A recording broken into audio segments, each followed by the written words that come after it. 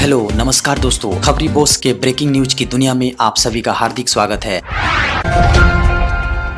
दोस्तों बड़ी खबर निकल कर आ रही है।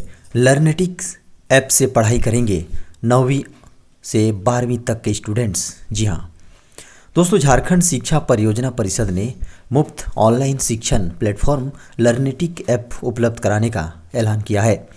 इसके माध्यम से audio video model, question answer और ई बुक समेत अन्य सुविधा छात्र छात्राओं को उपलब्ध होगी। आपको बता दें कि इसमें अभ्यास प्रश्न और छात्राओं के प्रदर्शन की रिपोर्ट, जी हाँ छात्रों के प्रदर्शन की रिपोर्ट व आवश्यक उपचारात्मक सामग्री उपलब्ध है। आपको बता दें कि इसे छात्र सीधे उपयोग कर सकते हैं।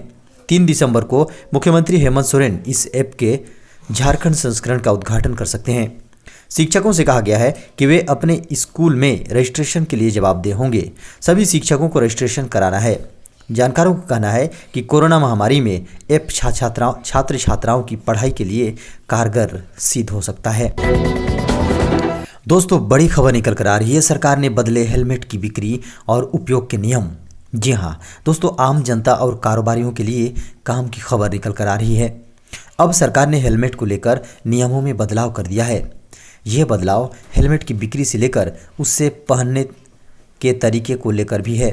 सरकार ने देश में केवल BIS हेलमेट मानक के हेलमेट के निर्माण और बिक्री को अनिवार्य कर दिया है। इसके साथ ही BIS मानक के मानकों में बदलाव कर अपेक्षाकृत हल्के हेलमेट के निर्माण का रास्ता भी साफ कर दिया है। अब विशेषज्ञों की समिति की अनुशंसा को स्वीकार करते हुए सड़क परिवहन व राजमार्ग मंत्रालय ने BIS मानक के मानकों में बदलाव को मंजूरी देने का आदेश जारी कर दिया है और इसके साथ ही देश में सिर्फ BIS मानक के ही हेलमेट के निर्माण और बिक्री को अनिवार्य बना दिया।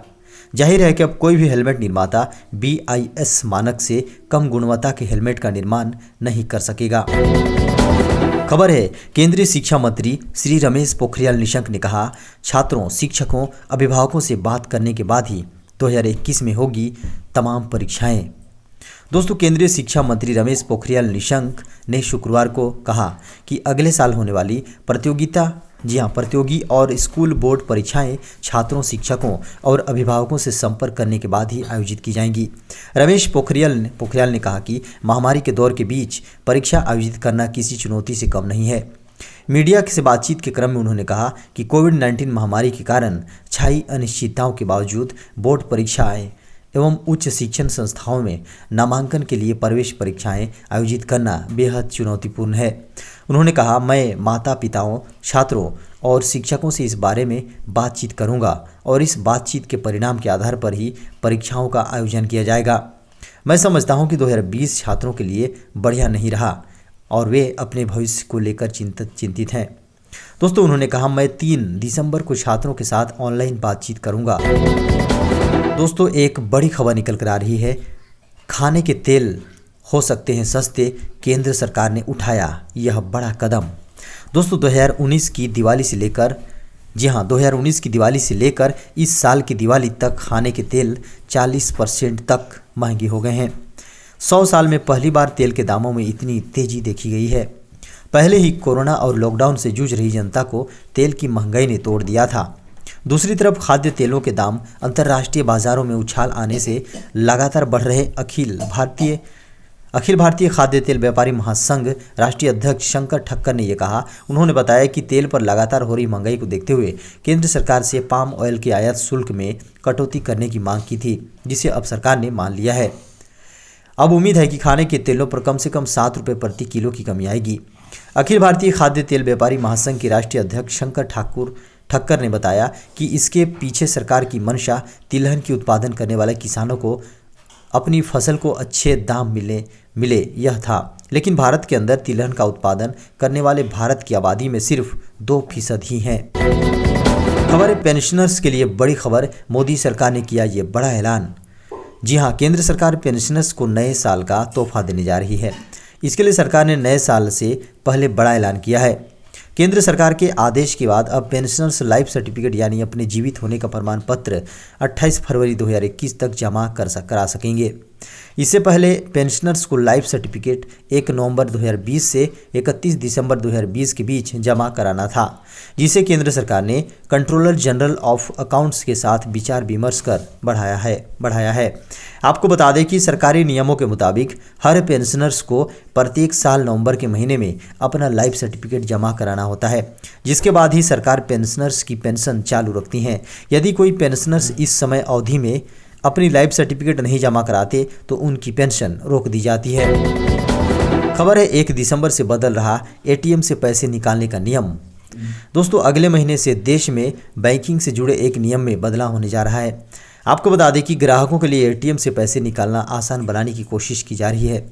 1 दिसंबर से बैंक ओटीपी यानी one time password based withdrawal की सुविधा शुरू करने जा रहे हैं। फिलहाल ये सुविधा पंजाब नेशनल बैंक की तरफ से चालू की गई है। बैंक ने अपने ट्विटर हैंडल से ये जानकारी दी है। इसके अलावा ग्राहकों को इस बारे में मैसेज भेजा जा रहा है। इससे पहले एसबीआई भी ये सुविधा शुरू कर चुका है। खबर है सुप्रीम कोर्ट ने कहा नागरिकों को मिली लिबर्टी बहुमूल्य संवैधानिक अधिकार। दोस्तों, सुप्रीम कोर्ट ने कहा है कि क्रिमिनल केस में निष्पक्ष जांच जरूरी है, लेकिन अदालतों को सुनिश्चित करना होगा कि किसी नागरिक को प्रताड़ित करने के लिए क्रिमिनल लॉ का इस्तेमाल हथियार के तौर पर ना हो।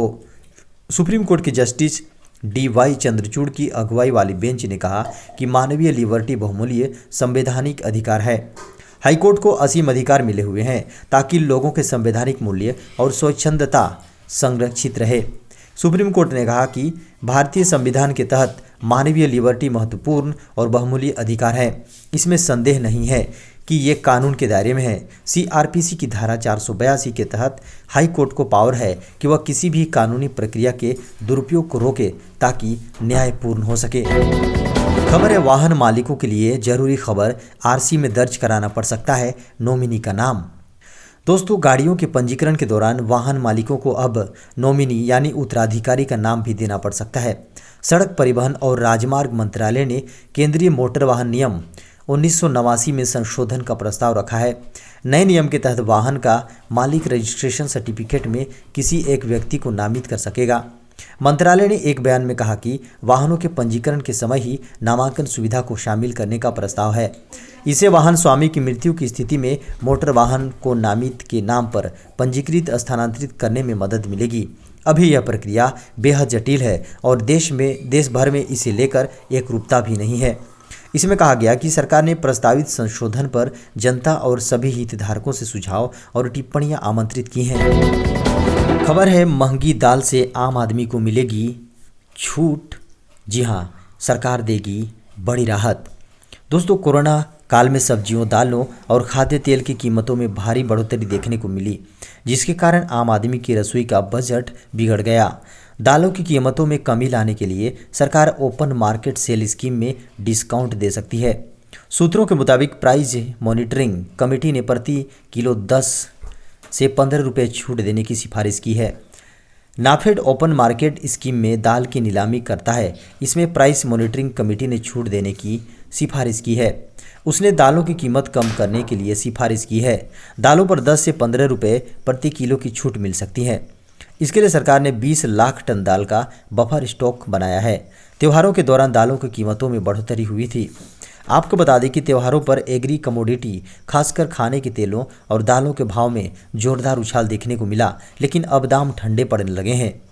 बढ़ते भाव पर लगाम लगाने के लिए सरकार के उठाए कदमों का भी असर दिख रहा है। खबर है लोन लेने वालों के लिए महत्वपूर्ण सूचना, लोन मोरेटोरियम पर सुप्रीम कोर्ट ने कहा।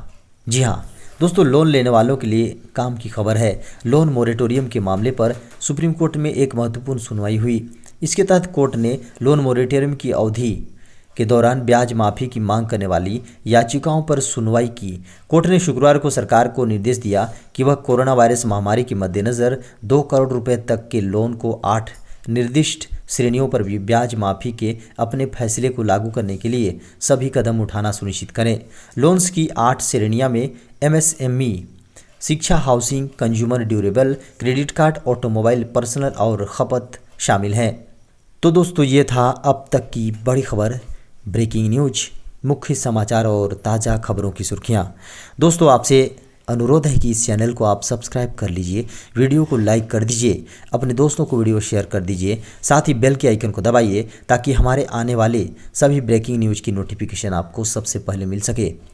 और इसी के साथ अब इजाज़त दें। नमस्कार।